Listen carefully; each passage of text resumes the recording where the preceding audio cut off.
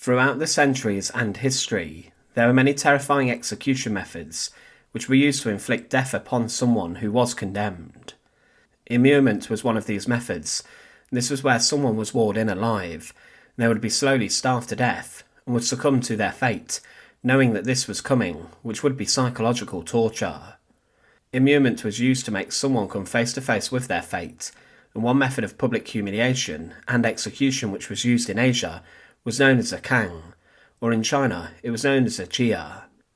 This was a device which was rather shocking, and its intention was to lock someone into a position where they struggled to feed themselves and they had to rely on the help of others.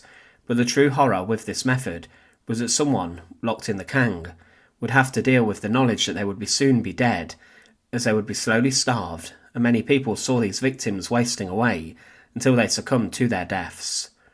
Welcome to the Fortress. Today we look at the Cangue, one of history's most brutal execution methods. To support our channel, please make sure to subscribe. The Cangue, or the jia, is a device which was used for humiliating or condemning someone in Asia to death.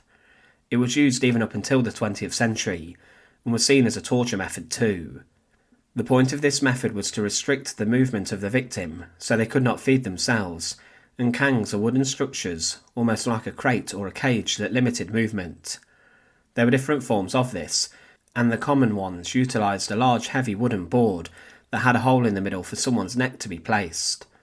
The board was in two pieces, meaning the head could then be locked into place, and this could be then locked shut. The hole in the head was big enough for someone to eat and breathe, but the head could not escape the board and get out of the device. The victim could be punished for some time being locked in this, and sometimes they were chained up to certain places, so many people could see their plight, which would also be humiliating. Sometimes people were sentenced to death in this manner, and they would be locked in until they died from starvation.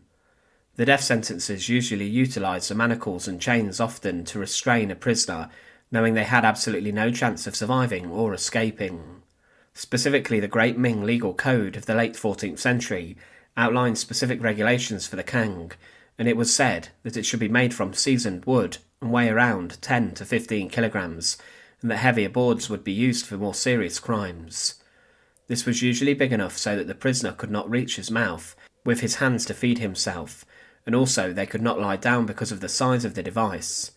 However, as the centuries went on, the boards became lighter, and it was used for public humiliation also, and if it was worn for long periods of time, it could cause damage to the back and also the neck, and also at times weights were placed on the Cangue to make the ordeal much worse. Sometimes the device was placed at the top of a cage so that a prisoner could not also touch the ground with their feet. They would be forced to stand without the pressure on their neck, but this was also an execution method, as when the supports were removed, then the Cangue would strangle someone. But the devices were sometimes used for religious devotion and elements, and people used it to give penance for their sins, and someone would write their sins on the board. They would then be paraded throughout cities and towns until they arrived at a temple, and they then had their sins absolved. The Cangue was a shocking execution method which was used inside of Asia, and the aim of it was to slowly starve someone to death and make them confront their fate head on. The device prevented someone feeding themselves, and they had to rely on the kindness of others, and these people passed by the victim every single day, seeing them waste away until they died from their fate. Thanks for watching. To support our channel, please make sure to subscribe, and once again, thank you so much for watching.